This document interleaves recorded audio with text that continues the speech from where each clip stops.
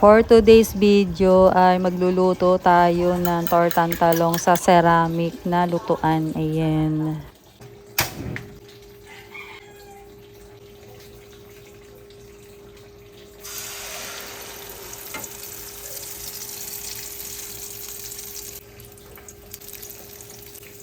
At nang ito ay maluto, ay di ito nga yung aming umagahan. At pagkatapos nga niyan, ay di ito nga papuntan Tiangge para magtinda naman. Ayan. At si Mister nga yung magtitinda na yan. Ano pa nga baga, alang nga ako pa, di baga. Kaya nga baga, ay di ito na nga yung si Asema o pati yung cat food nga ay nilalamon. Ayan. At maya maya nga, ay di ako nga lumabas at kinausap ko nga itong bibi na aking friend. Ayan. Ano, kumusta naman? Ha?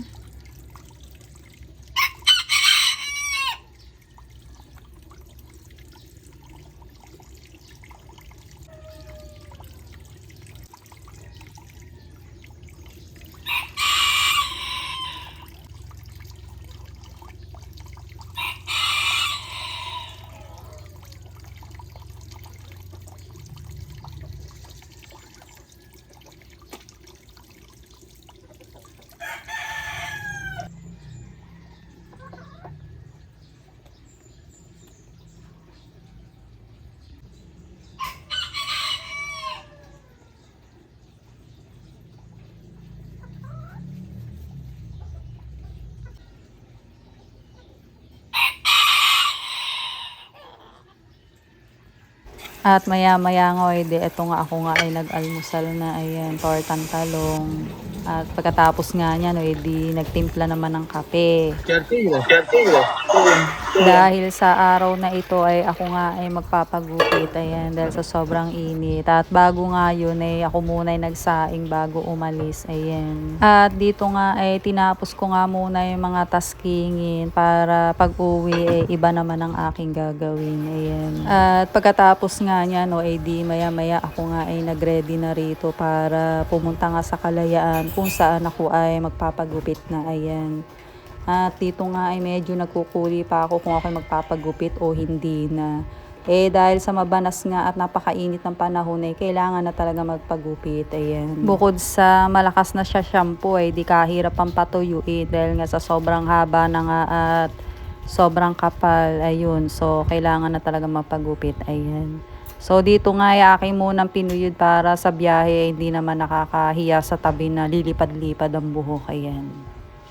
At hindi rin pati ako palasuklay. At dito nga nagpatagal-tagal pa nga ako. At ang usapan nga namin ni Kaborlong ay 9:30. Yun kasi ang sabi ni Madam Sandara. So, dito na talaga at eto na nga sinara ko na ang pintuan. Ayan. At ako ay paalis na dito sa Paite na papunta na akong Kalayaan.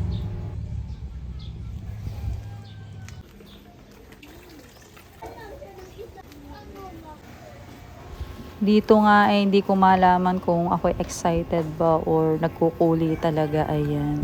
Pero dahil nga syempre dahil sa ako nga nakalabas na at naglalakad na rito sa kalsada ay talagang tuloy na tuloy na. At buti na lang ako may napara na kaagad na jeep at ako nga agad din nakasakay. Ayan.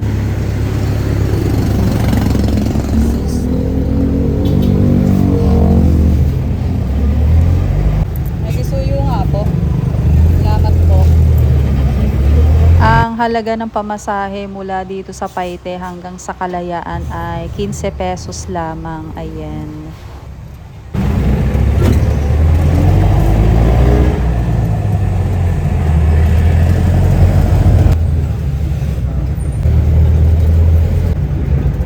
Para po.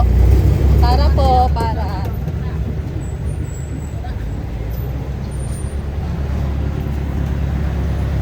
At dito nga medyo nabingi pa nga yung driver na ako'y parang nanginginig pa ata sa pagpara. Dahil sa hindi nga na nga ako sanay na magbiyahe dahil nasanay na ako ng nakamotor or nakikisakay. Di eto. Talaga nanibago talaga ako. Ayan. At nang makarating na nga ako dito kay Nakaborlong hindi ako naririnig kasi nagsusumba siya. Bukod dun maingay si Chichi. Ayan. Kaya dito umalis muna ako at nagpunta na ako kay Sandara. Ayan. Si Chong.